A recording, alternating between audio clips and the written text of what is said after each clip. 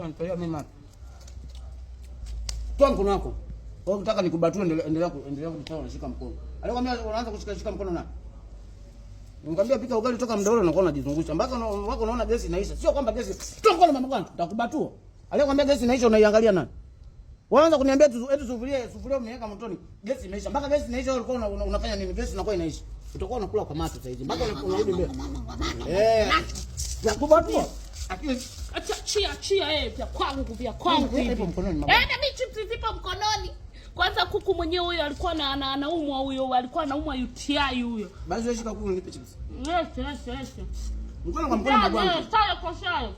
Tupeane. Weka kwanza hizo na tukabidhiane mkono kwa mkono magwanda. Usio unifanya kama vile unaita ujali. Kabidhi mkono kwa mkono.